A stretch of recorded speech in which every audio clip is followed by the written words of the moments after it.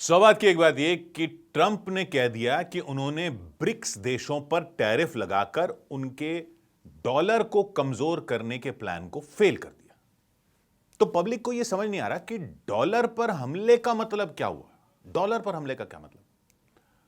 उसके लिए यह समझने की जरूरत है कि डॉलर की मजबूती आखिर कैसे बनी थी और ट्रंप यह क्या कहना चाह रहे हैं कि डॉलर पर हमला करने का ब्रिक्स का प्लान था।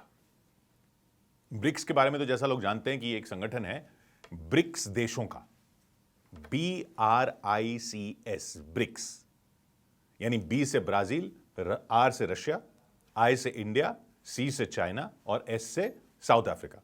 यह संगठन बनाया था इन 5 देशों ने। पहले तो 4 थे, ब्राजील, रूस, भारत और चीन, और यह ब्रिक था। बाद में दक्षिण अफ्रीका को भी जोड़ लिया गया और यह बन गया ब्रिक्स।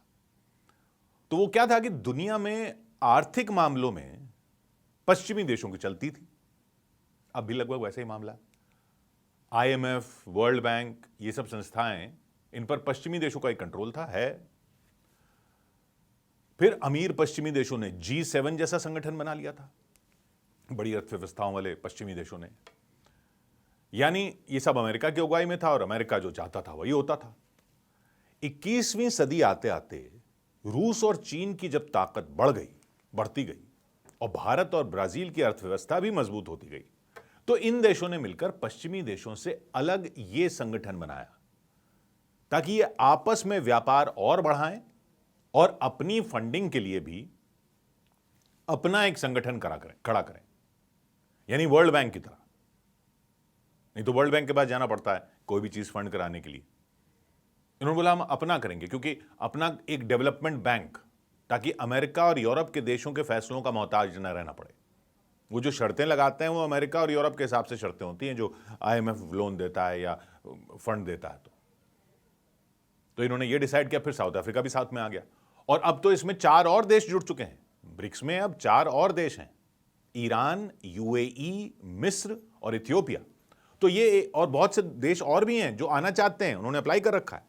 तो ये एक तरह से अमेरिका और बाकी पश्चिमी देशों यानी G7 के सामने खड़ा एक व्यापार और आर्थिक मामलों का संगठन बन गया।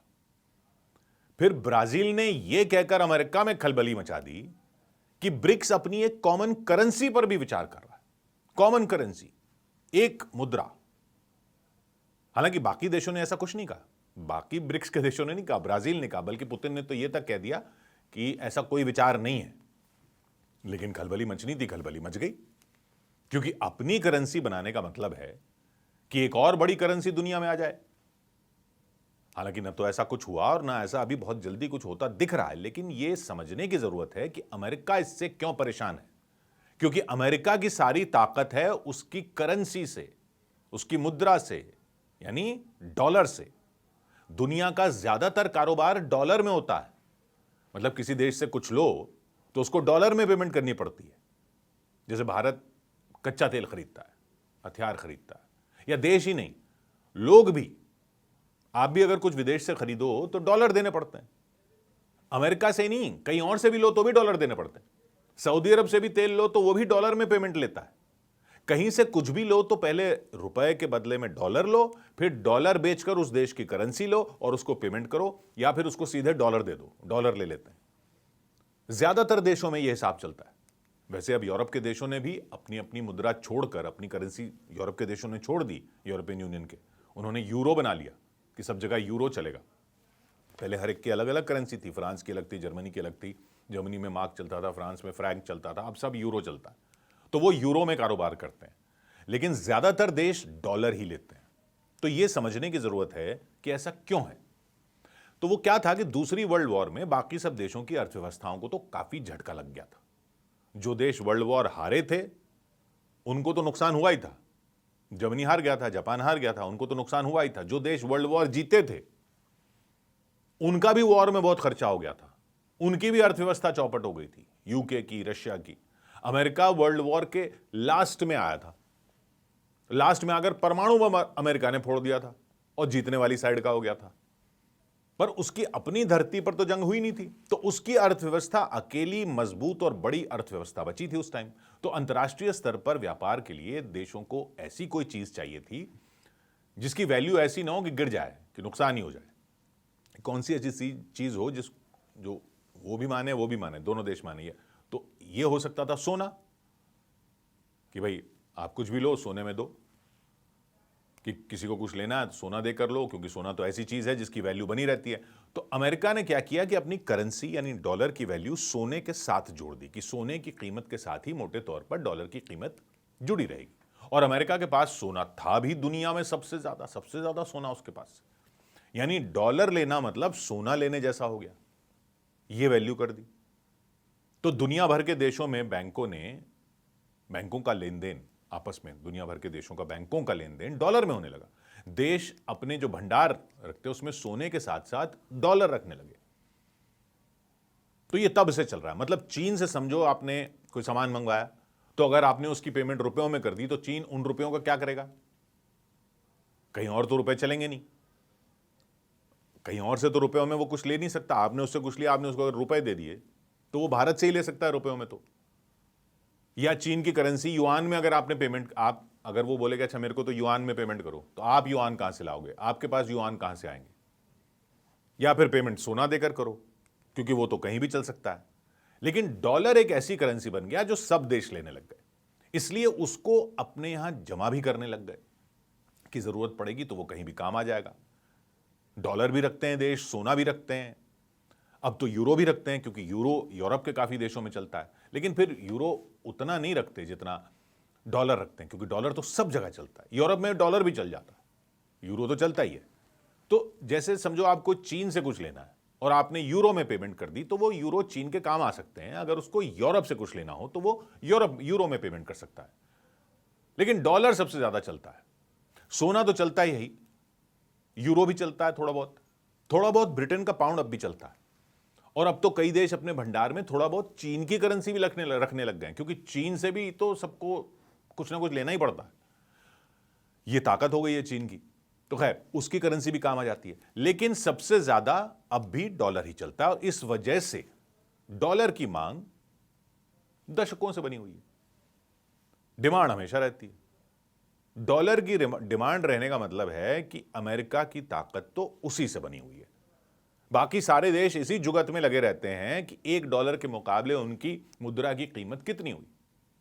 हर जगह हम भी रुपए में देखते हैं रुपए की वैल्यू कितनी हुई डॉलर के मुकाबले, इसके मुकाबले। तो ये एक बड़ी वजह है कि अमेरिका महाशक्ति बना हुआ है।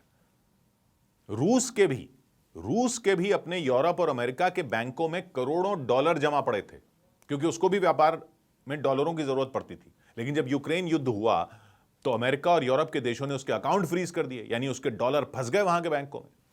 तो रूस को भी लगा कि ये तो डॉलर रखे उधर, और उन्होंने फ्रीज कर दिए। भारत अब जैसे जो रूस से तेल लेता है, तो ये डील है कि भारत उसको रुपयों में पेमेंट करता है, और वो भारत से कुछ लेता है तो अपनी करेंसी रूबल में पेमेंट करता है। तो वो हमसे कुछ लेता है तो हमें रूबल देता है, हम उससे कुछ लेते हैं तो हम उसे रुपए देते हैं। लेकिन ये तो आपस में ही हो सकता है ना, वो ठीक है, लेकिन इन रुपयों का और रूबलों का भारत और रूस आपस में ही तो इस्तेमाल कर सकते हैं, और कहीं तो काम आएंगे नहीं।